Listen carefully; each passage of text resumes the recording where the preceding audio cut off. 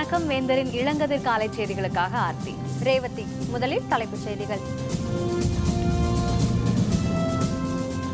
சென்னை உள்பட பல்வேறு மாவட்டங்களில் கனமழை. இரவு முழுவதும் பெய்த மழையால் சாலைகளில் பெருக்கெடுத்த வெள்ளம்.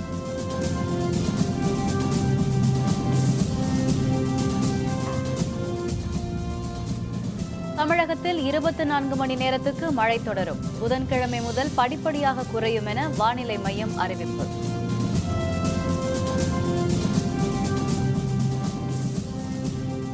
தொடரும் மழை காரணமாக முல்லை பெரியாறு நீர்மட்டம் உயர்வு.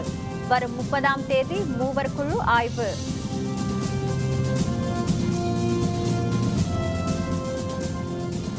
மக்களின் பாதுகாப்புக்கு நல்லாட்சி தேவை. டாக்டர் பாரிவேந்தர் பேச்சு.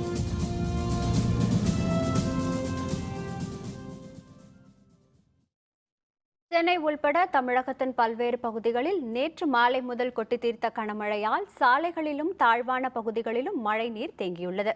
தமிழகத்தில் வடகிழக்கு பருவமழை தீவிரமடைந்துள்ள நிலையில் சென்னை நகரின் பல்வேறு பகுதிகளிலும் நேற்று மாலை முதல் கனமழை கொட்டி தீர்த்தது.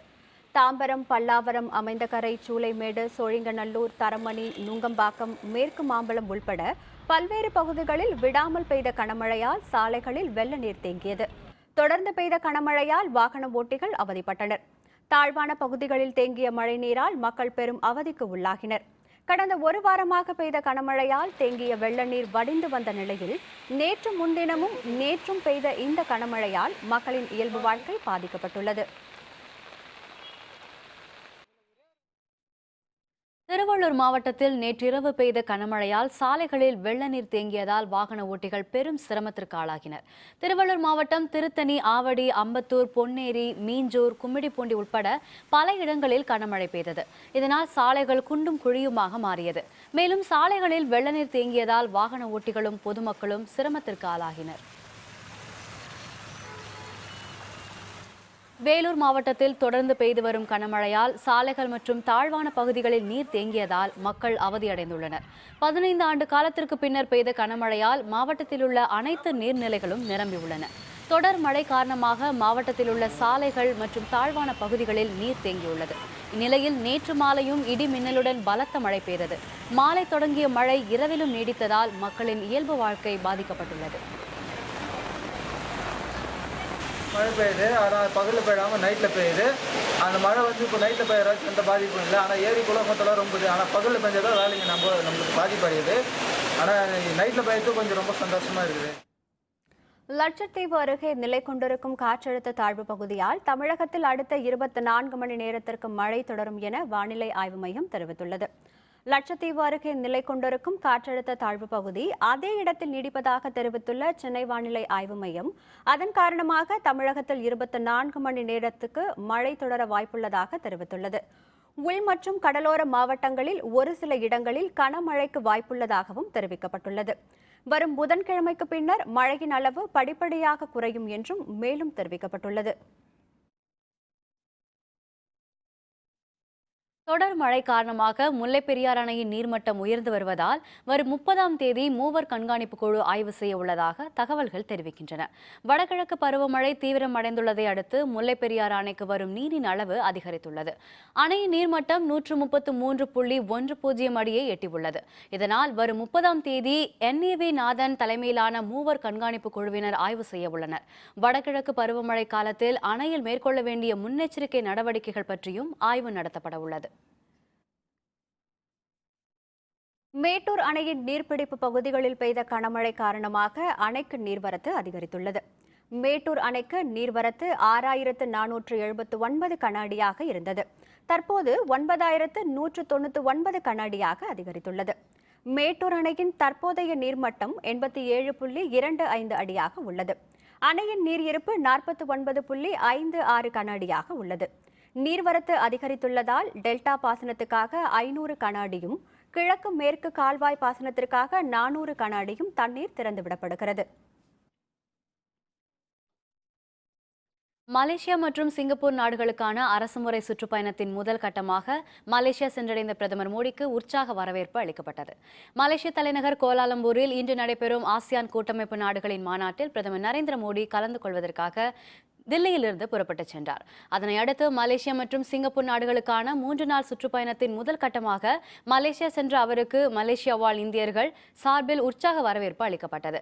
அவர் தங்கியிருந்த உணவு விடுதிக்கு வெளியே திரளாக கூடியிருந்த மலேசியா வாழ் இந்தியர்கள் ஆரவாரத்துடன் வரவேற்பு தெரிவித்தனர். கோலாலம்பூரில் இன்று நடைபெறவிருக்கும் ஆசியான் மாநாட்டில் அவர் பங்கேற்கிறார்.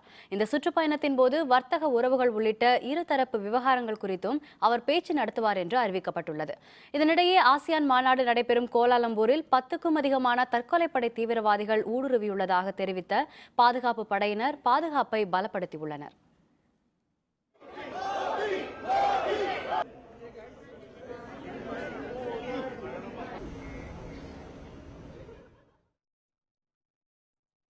மத்திய நிதியமைச்சரிடம் வழங்கப்பட்டிருக்கும் 7வது ஊதிய குழு பரிந்துரைகள் போதுமான அளவுக்கு இல்லை என்று பல்வேறு மத்திய அரசு பணியாளர் சங்கத்தினர் தெரிவித்துள்ளனர். மத்திய அரசு பணியாளர்களுக்கான 7வது ஊதிய குழு பரிந்துரைகள் நேற்று முன்தினம் மத்திய நிதியமைச்சர் அருண் ஜேட்லியிடம் வழங்கப்பட்டது. அது குறித்து ஆய்வு செய்வதற்கு சிறப்பு குழு அமைக்கப்படுவதாகவும் வரும் ஜனவரி மாதம் முதல் பரிந்துரைகள் அமலுக்கு வரும் எனவும் அப்போது அவர் தெரிவித்தார். இந்நிலையில் அந்த பரிந்துரைகளை முற்றிலும் எதிர்ப்பதாகவும் பணவீக்கம் குறித்து கருத்தில் கொள்ளாமல் பரிந்துரைகள் தயாரிக்கப்பட்டுள்ளதாகவும் பணியாளர் சங்கத்தினர் கண்டனம் தெரிவித்துள்ளனர். நாட்டின் பல்வேறு பகுதிகளிலும் உள்ள பணியாளர் சங்கத்தினர் இது குறித்து கூறுகையில், குறைந்தபட்ச ஊதியத்திற்கும் அதிகபட்ச ஊதியத்திற்கும் இடையே உள்ள வித்தியாசம் பெருமளவு அதிகரித்துள்ளதாக தெரிவித்தனர். ஊதிய குழு பரிந்துரைகளுக்கு எதிரான அடுத்த கட்ட நடவடிக்கை குறித்து ஆலோசித்து வருவதாகவும் அவர்கள் மேலும் தெரிவித்தனர். வடமேற்கு ஆப்பிரிக்க நாடான மாலியில் தங்கும் விடுதி ஒன்றுக்குள் நுழைந்த தீவிரவாதிகள் நடத்திய துப்பாக்கிச் சூட்டில் அப்பாவி மக்கள் 27 பேர் பலியாகினர். தீவிரவாதிகள் 2வரை பாதுகாப்பு படையினர் சுட்டுக் கொன்று எஞ்சியோரை விடுவித்தனர். வடமேற்கு ஆப்பிரிக்க நாடான மாலியின் தலைநகரம் பமாகோ.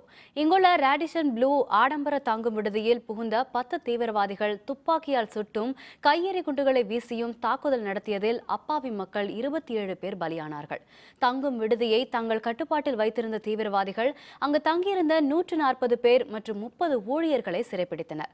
ரேடிசன் ப்ளூ தங்கும் விடுதியை மாலி நாட்டு ராணுவமும் அங்குள்ள ஐநா படையினரும் சுற்றி வளைத்து பதில் தாக்குதல் நடத்தியதில் தீவிரவாதிகள் 2 சுட்டுக் கொல்லப்பட்டனர்.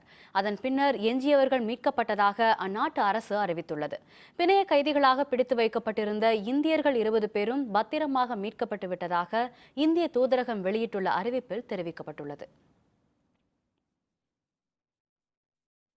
கோவாவில் நேற்று தொடங்கிய இந்திய பன்னாட்டு திரைப்பட விழாவில் இசையமைப்பாளர் இளையராஜாவுக்கு இந்திய திரையுலக ஆளுமைக்கான 100ஆண்டு விருது வழங்கப்பட்டது. கோவா மாநிலத்தில் இந்திய பன்னாட்டு திரைப்பட விழா நேற்று தொடங்கியது. மத்திய நிதியமைச்சர் அருண் ஜேட்லி தொடக்கி வைத்த அந்த விழாவில் ஹிந்தி திரைப்பட நடிகர் அனில் கபூர் சிறப்பு விருந்தினராக பங்கேற்றார். கண்கவர் கலை நிகழ்ச்சிகளோடு வண்ணமயமாக தொடங்கிய விழாவில் ரஷ்ய திரைப்பட இயக்குனர் நிகிதா மிகால்கோ சிறந்த பங்களிப்புக்கான விருதை பெற்றார். இந்திய திரையுலக ஆளுமைக்கான 100ஆண்டு விருது பிரபல திரைப்பட இசையமைப்பாளர் இளையராஜாவுக்கு வழங்கப்பட்டது.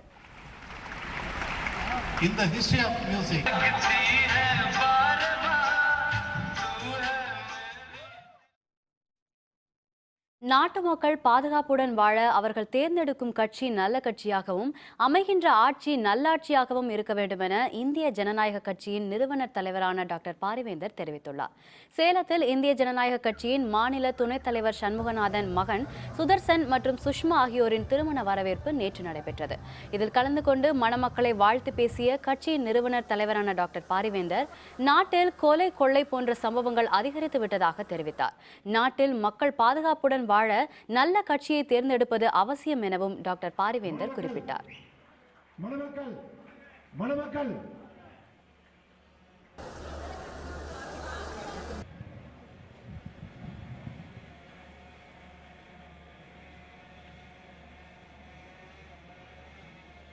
இன்றைக்கு மகிழ்ச்சியாக இருப்பதற்கு நாம் வீடு மட்டும் பாதுகாப்பாக இருந்தால் போதாது, நாடும் பாதுகாப்பாக இருக்க வேண்டும். நாம் வாழ்கிற நாடு இந்தியா, வாழ்கிற மாநிலம் தமிழ்நாடு.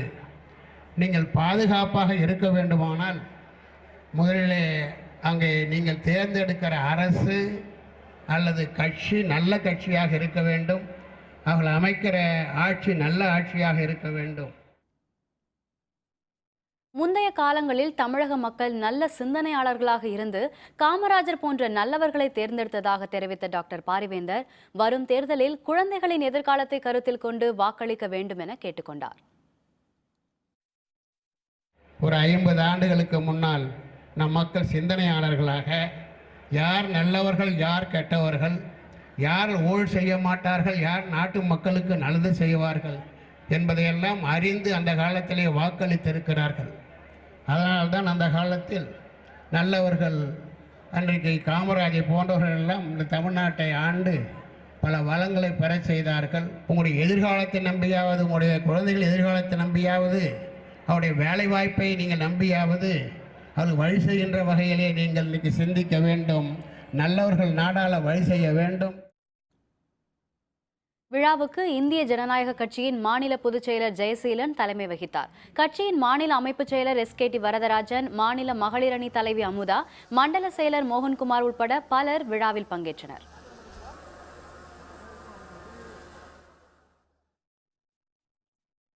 திமுக தலைமையில் மகா கூட்டணி அமையும் MK ஸ்டாலின் நம்பிக்கை. விவரம் விளம்பர இடைவேளைக்கு பிறகு.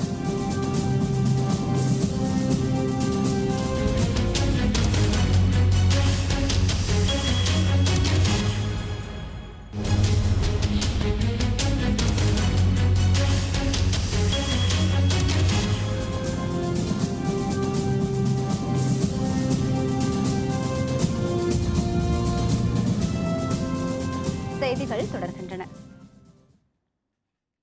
வருகின்ற சட்டப்பேரவை தேர்தலில் திமுக தலைமையில் மகா கூட்டணி அமையும் என்று திமுக பொருளாளர் MK ஸ்டாலின் தெரிவித்துள்ளார்.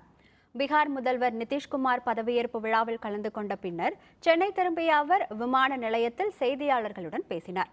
அப்போது வருகின்ற சட்டப்பேரவை தேர்தலில் திமுக தலைமையில் மகா கூட்டணி அமையும் என்றும், தேர்தல் தேதி அறிவிக்கப்படும் போது எந்தெந்த கட்சிகளுடன் கூட்டணி என்பது குறித்து தெரிய வரும் என்றும் தெரிவித்தார். மேலும் தமிழகத்திற்கு தேவையான வெள்ள நிவாரண நிதியை மத்திய அரசிடமிருந்து கூடுதலாக கேட்டுப்பெற வேண்டும் என தமிழக அரசுக்கு கோரிக்கை விடுத்தார்.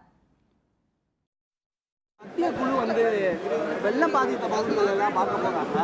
ஏற்கனவே தலைவர் கலைஞர் தெளிவாக அறிக்கை மூலமாக சொல்லியிருக்காரு, மத்திய அரசுகிட்ட அதிகம் கேட்கணும்னு சொல்லி. அதனால் மாநில அரசு அதை வலியுறுத்தி கேட்கணும்னு நினைக்கிறோம். எப்படி இது இருந்தாலும் இப்போ பார்லிமெண்ட் வரை கூட போகுது. இப்போ சமீபத்தில் அதுலேயே எங்கள் மெம்பர்ஸ் நிச்சயம் அதில் வலியுறுத்துவாங்க. திமுக தலைமையில் ஒரு பெரும் கூட்டணி அமையுமா?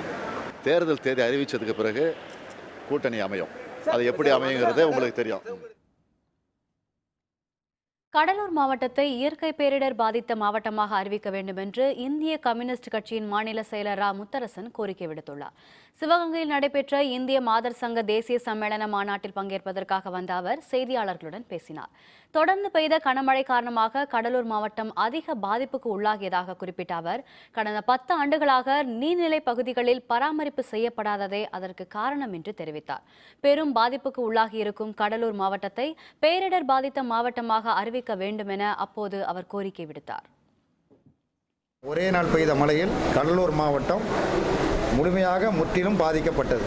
தமிழ்நாட்டில் கடந்த பல 10 ஆண்டுகளாகவே ஏரி குளங்களை தூர்வாருவது, பராமரிப்பது, பாசன வடிகால்களை தூர்வாருவது போன்ற பணிகளுக்கென்று ஆண்டுதோறும் நிதி ஒதுக்கப்படுகிறது. அப்படி ஒதுக்கப்படுகிற பணம் முறையாக செலவு செய்யப்படாமல் அதில் ஊழல் நடைபெறுகிற காரணத்தினால் இப்படிப்பட்ட சேதாரங்களுக்கு மிக அடிப்படையான காரணம். திருநெல்வேலி மாவட்டம் தேவிப்பட்டணத்தில் பெய்த கனமழையால் தரைப்பாலத்தில் வெள்ளம் ஓடுவதால் கிராமத்தை விட்டு வெளியே செல்ல முடியாமல் மக்கள் தவித்து வருகின்றனர். சிவகிரி அடுத்த தேவிப்பட்டணத்தில் பெய்த மழையால் அங்குள்ள பெரியகுளம், கட்டக்குளம், செங்குளம் ஆகிய 3 குளங்கள் நிரம்பி மறுகால் பாய்ந்து வருகின்றது. இதனால் மறுகால் பாயும் கால்வாய்களில் வெள்ளப்பெருக்கும் ஏற்பட்டுள்ளது. இதனால் கிராமத்திற்கு செல்லும் தரைப்பாலத்தில் வெள்ளம் ஓடுவதால் கிராம மக்கள் வெளியே செல்ல முடியாமல் அவதிக்குள்ளாகினர்.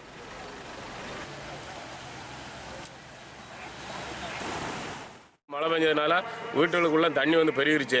எந்த அரசு எந்த நடவடிக்கை எடுக்கல. இது வரைக்கும் அதிகாரி யாருமே வரல. இப்போ 4 நாளாக தண்ணி எங்கள் ஊருக்குள்ள தான் போயிட்டு இருக்கு. நாங்களும் போய் பல தடவை தாலுகாசில் சொல்லிட்டோம், பணம் கொடுத்துட்டோம். எந்த நடவடிக்கை இது வரைக்கும் வரல. இன்னைக்கு ஊரை விட்டு வெளியே போக முடியல. மக்களுக்கு இங்கே ஊருக்குள்ளே தான் இருக்காங்க. வெளியே எந்த கடை கடைக்கு போக முடியல. தண்ணி ரொம்ப ஓவராக வந்துருச்சு. வீட்டை விட்டு வெளியே வர முடியல. ஒன்றும் செய்ய முடியல. சமையல் வைக்க முடியல. சாப்பாடு தண்ணிக்கு ரொம்ப கஷ்டமாக இருக்குது. ஈரோட்டில் பலத்த காற்றுடன் கூடிய கனமழை பெய்ததால் மக்களின் இயல்பு வாழ்க்கை பாதிக்கப்பட்டது. மாலை முதல் பெய்த கனமழையால் கடைவீதி, பிரெப் சாலை, சூரம்பட்டி, 4 சாலை உள்ளிட்ட முக்கிய பகுதிகளில் சாலைகளில் வெள்ள நீர் ஓடியது. இதனால் பொதுமக்களும் வாகன ஓட்டிகளும் சிரமத்திற்கு ஆளாகினர். இதனிடையே பாதாள சாக்கடைக்காக தோண்டப்பட்ட பள்ளங்களை மூடி சாலைகளை மாநகராட்சி நிர்வாகம் சீரமைக்க வேண்டும் என கோரிக்கை எழுந்துள்ளது.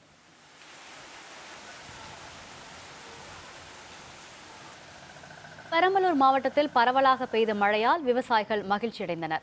மாவட்டத்தில் உள்ள பாடாலூர், செட்டிக்குளம், வேப்பந்தட்டை, தழுதாழை, வேப்பூர், குன்னம் உள்ளிட்ட பல பகுதிகளில் மழை கொட்டியது.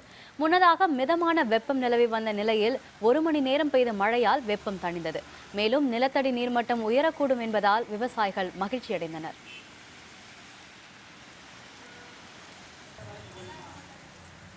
இதேபோல் திண்டுக்கல்லில் பெய்த கனமழையின் இடி தாக்கியதில் ஓட்டுநர் ஒருவர் உயிரிழந்தார். திண்டுக்கல் மாவட்டத்தில் 1 மணி நேரம் பலத்த மழை பெய்தது. அப்போது வெள்ளோடு கிராமத்தைச் சேர்ந்த ஓட்டுநர் சுந்தரராஜ் வீட்டில் இருந்த டிவியின் கேபிள் வயரை அகற்றும் போது இடி தாக்கியதில் அந்த இடத்திலேயே உயிரிழந்தார். திருவள்ளூர் மாவட்டம் பழவேற்காடு கழிமுகத்தை தூர்வார உரிய நடவடிக்கை மேற்கொள்ளப்படும் என மாவட்ட ஆட்சியர் வீரராகவராவ் உறுதியளித்துள்ளார். கனமழை காரணமாக ஆரணி ஆற்றில் வெள்ளப்பெருக்கு ஏற்பட்டது. இதனால் பழவேற்காடு ஏரிக்கு வரும் நீரின் அளவும் அதிகரித்து மீனவ கிராமங்களில் வெள்ள நீர் சூழ்ந்தது.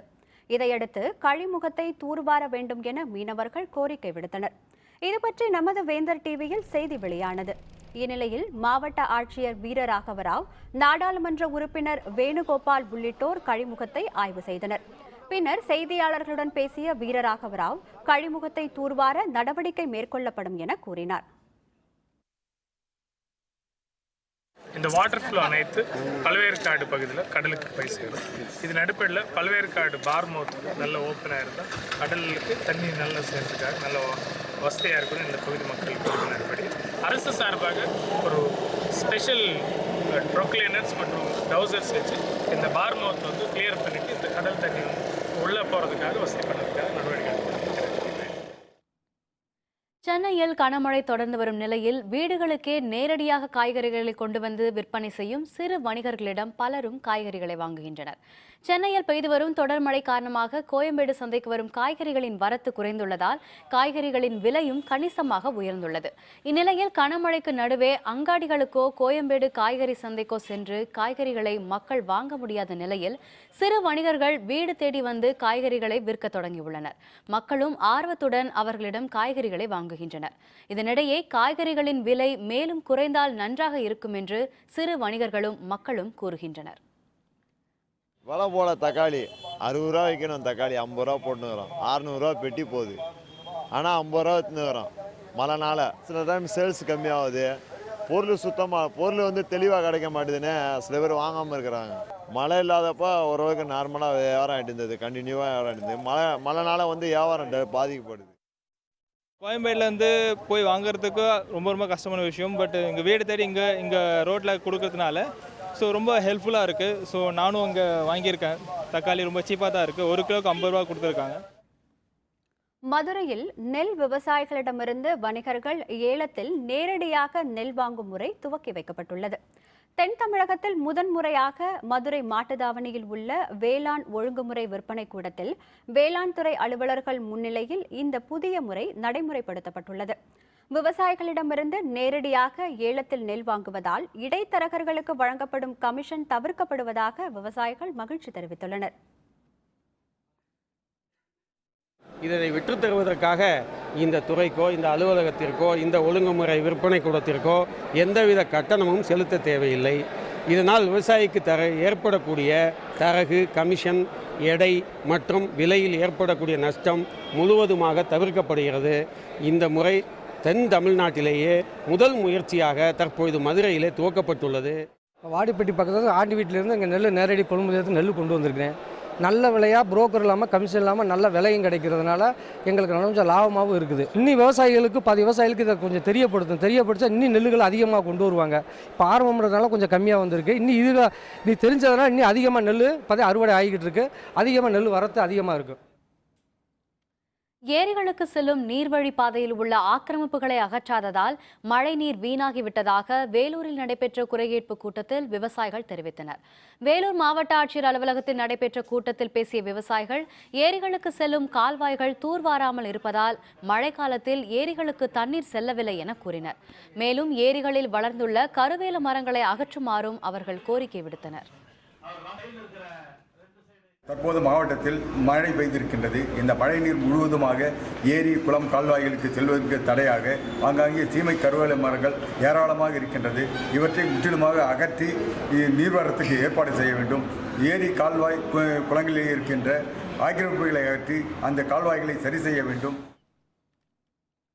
சிவகங்கையில் நடைபெற்ற விவசாயிகள் குறைதீர்க்கும் கூட்டத்தில் மாவட்ட ஆட்சியர் மலர்விழி விவசாயி ஒருவரை கூட்டத்தை விட்டு வெளியேறுமாறு கூறியதால் பரபரப்பு ஏற்பட்டது. மாவட்ட ஆட்சியர் அலுவலகத்தில் நடைபெற்ற விவசாயிகள் குறைதீர்க்கும் கூட்டத்தில் பேசிய விவசாயி புகழேந்தி பயிர் காப்பீடு தொடர்பாக கேள்வி எழுப்பினார். இதற்கு அலுவலர்கள் உரிய பதில் அளிக்கவில்லை என கூறப்படுகிறது. இதனைத் தொடர்ந்து விவாதம் நீடித்த நிலையில் விவசாயி புகழேந்தியை கூட்டத்திலிருந்து வெளியேறுமாறு மாவட்ட ஆட்சியர் மலர்விழி உத்தரவிட்டார். இதையடுத்து அலுவலர்கள் மேசையை தட்டி மகிழ்ச்சி தெரிவித்ததால் விவசாயிகள் அதிர்ச்சியடைந்தனர்.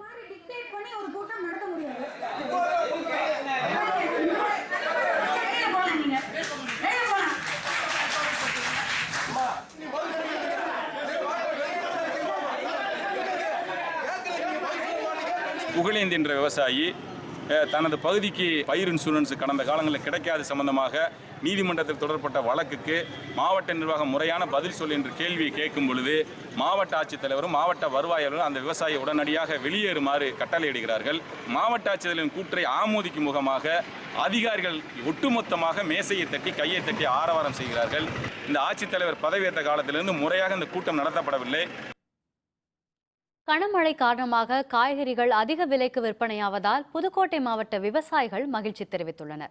புதுக்கோட்டை மாவட்டத்தில் உள்ள மரமடக்கி, அரசர் குளம், திருநாளூர் உட்பட பல்வேறு கிராமங்களில் அதிக அளவில் காய்கறிகள் பயிரிடப்பட்டு வருகின்றன.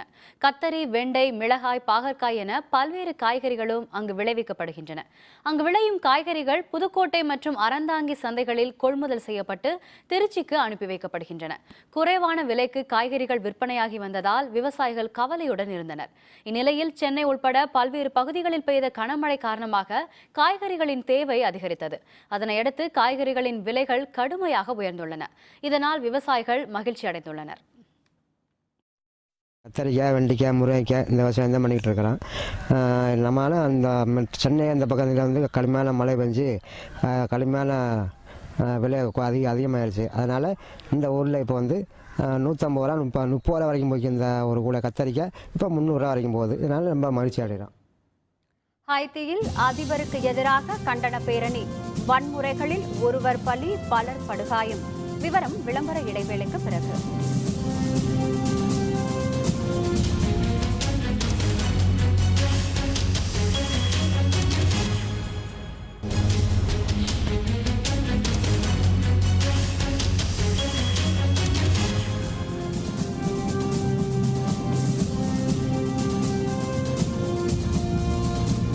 செய்திகள் தொடர்கின்றன. இனி அயலக செய்திகள்.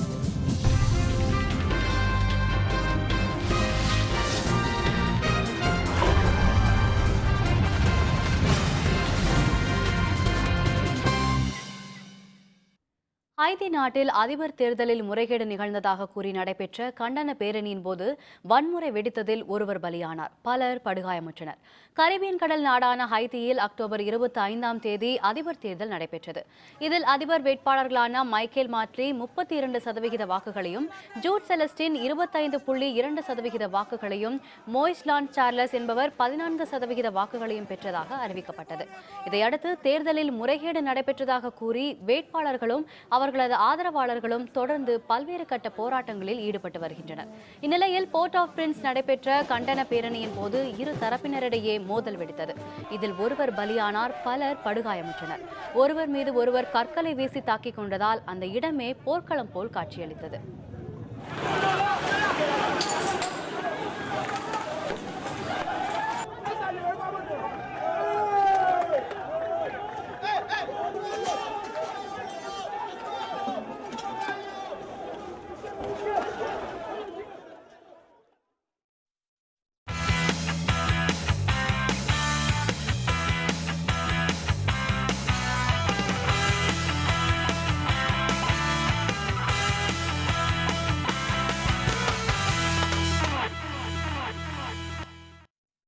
பிரிட்டனில் நடைபெற்ற ஏடிபி டென்னிஸ் தொடரின் காலிறுதிப் போட்டியில் ஆண்டி முரேவை வீழ்த்தி வாவ்ரிங்கா அரையிறுதிப் போட்டிக்கு முன்னேறினார்.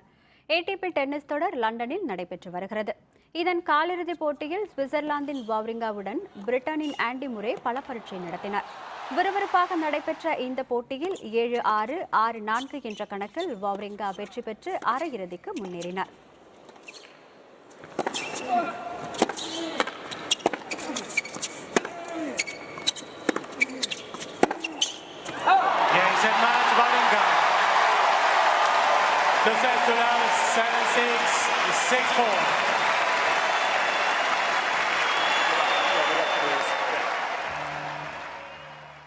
சொந்த மண்ணில் சிறப்பாக விளையாடுவார் என எதிர்பார்க்கப்பட்ட ஆண்டி முரே அதிர்ச்சி தோல்வியுற்று தொடரிலிருந்து வெளியேறினார்.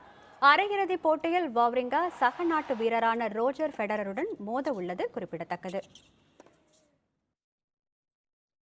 இந்தியன் சூப்பர் லீக் கால்பந்து தொடரில் மும்பை அணிக்கு எதிரான போட்டியில் நார்த் ஈஸ்ட் அணி 2-0 என்ற கோல் கணக்கில் வெற்றி பெற்றது. அசாம் மாநிலம் குவாஹாட்டியில் உள்ள இந்திரா காந்தி திடலில் நடைபெற்ற இந்த போட்டியில் தொடக்க முதலே நார்த் ஈஸ்ட் அணி ஆதிக்கம் செலுத்தியது. ஆட்டத்தின் 41வது நிமிடத்தில் நார்த் ஈஸ்ட் அணிக்கு கிடைத்த பெனால்டி வாய்ப்பை பயன்படுத்தி ப்ரூனோ ஹெரேரோ முதல் கோல் அடித்தார். இதையடுத்து 85வது நிமிடத்தில் அந்த அணியின் 2வது கோலை கமாரா அடித்தார். கடுமையாக போராடிய போதிலும் மும்பை அணியால் இறுதி வரை கோல் அடிக்க இயலவில்லை. இதனால் 2-0 என்ற கோல் கணக்கில் நார்த் ஈஸ்ட் அணி வெற்றி பெற்றது. Bruno scores to the goalkeeper's right, up go the rockets, and it's alive here is Guwahati because North East United have plundered for them tonight. It's useful. The keeper. Indian super league கால்பந்து தொடரில் இன்றைய போட்டியில் கேரள அணியுடன் சென்னை அணி மோதுகிறது. சென்னை ஜவஹர்லால் நேரு திடலில் இன்று இரவு 7 மணிக்கு இந்த போட்டி தொடங்குகிறது. மீண்டும் தலைப்புச் செய்திகள். சென்னை உள்பட பல்வேறு மாவட்டங்களில் கனமழை. இரவு முழுவதும் பெய்த மழையால் சாலைகளில் பெருக்கெடுத்த வெள்ளம்.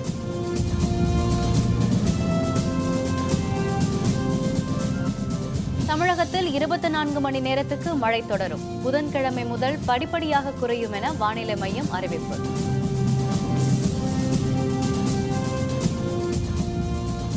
தொடரும் மழை காரணமாக முல்லை பெரியாறு நீர்மட்டம் உயர்வு. வரும் 30ஆம் தேதி மூவர் குழு ஆய்வு.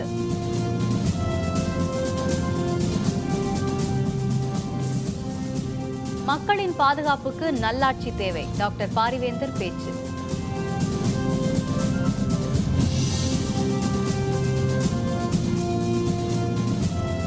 இத்துடன் வேந்தரின் இளங்கதிர் காலை செய்திகள் நிறைவடைந்தன. மீண்டும் பகல் 1:30 உச்சிவேளை பகல் செய்திகளில் சந்திப்போம். வணக்கம்.